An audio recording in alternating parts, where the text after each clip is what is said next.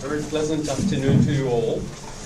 We discussed loyalty previously, and I think you definitely deserve a mark for loyalty, for staying till the end.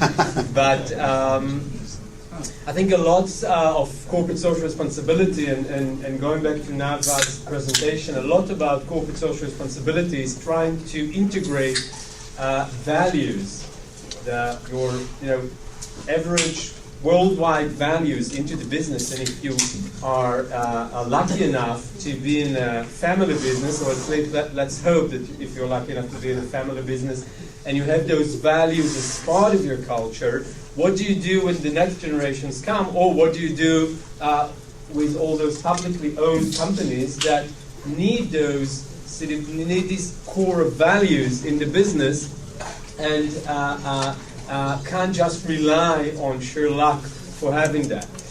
So with me today is Norm Gressel, that has many achievements in the CSR arena in Israel.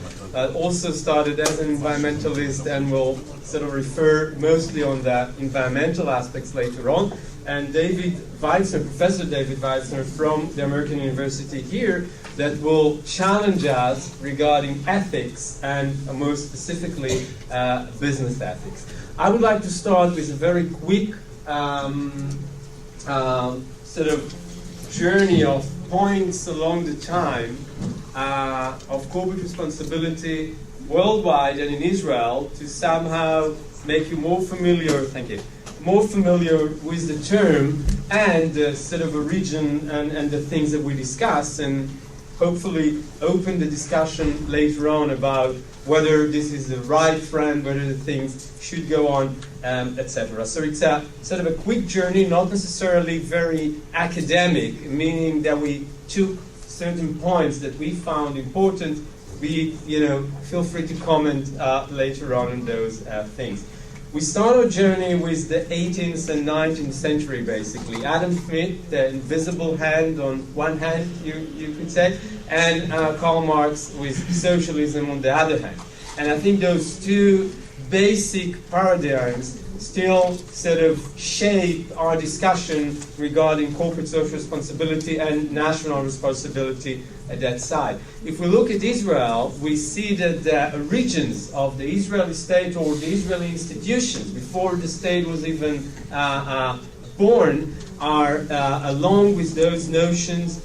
They started with the Jewish agency, the JNF. All those institutions were about solidarity and responsibility towards the larger population.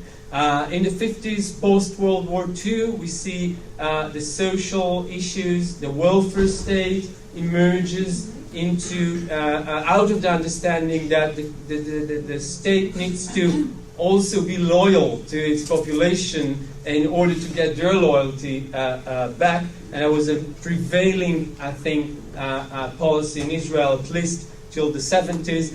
Milton's Friedman, the business of business, that puts us, on one hand, we might look at it from a kind of a cynical point of view, saying businesses can't ignore the people that make the business. But on the other hand, we can also say that the only thing that businesses really know how to do is business, and they shouldn't get involved with issues that the state or other institutions should take care of. The 70s brings us the environmental agenda to rise up again in the two recent years. But Earth Day, the United Nations Environmental Program, Greenpeace, Body Shop, the first, basically, I would say, international, worldwide known ethical trade cooperation that proved that without promising people to be prettier, you can still sell cosmetics and do it in a very ethical kind of way. In Israel in the 70s, we, I think, for the first time, really see a heated discussion on social gaps, the Black Panthers, if you've heard about that movement, and we understand that a very dramatically bad economic situation, huge rates of inflation. We tapped on that in the morning, and those, where the curves lost their normality in a way. But I think we still have those issues affecting the Israeli society. And going back to business, the Union Carbide explosion, I think, showed us the power of business. This scale of disasters were previously more connected with wars and things that the government basically did. And here, a business basically, a corporation, affected millions of lives of people. The 90s, I think, and I'll try and go more in depth towards our current year. The 90s show us a huge boom in corporate social responsibility, and actually those values going into cooperation. And we see Earth Summit, the triple bottom line, meaning that you don't need to look only on your financial results. You need to look also at the other factors, social and environmental impact of the businesses, and the launch of the Dow Jones Sustainability Index, and what is known as socially responsible investment, the connection between how value-driven, how responsible a corporation is, also in connection with its financial performance, and in a way to enable investors to invest in social responsible companies. In Israel, we had the first, I think, major corporation scandal with Nuva that was mentioned earlier, having to admit of silicon in its milk. It was a huge scandal. It led to various major changes in Nuva as well as other corporations, a code of ethics that was introduced. And this was also the year that 3 organizations, Zionism 2000, Matan, and Ma'ala, the organizations I'm working with, were sort of started and more systematically brought corporate social responsibility, I think, to the business sector in Israel. That's where Raya actually started, and ever since has been one of the angels of Ma'ala, and you've heard her yesterday and today. No Logo brought internationally, globally, not necessarily to Israel, the fight against the culture of consumption and the mere consumption, and also the Millennium Development Goals, which sort of try to create a one world kind of approach into tackling the world's most problematic problem and basically threats.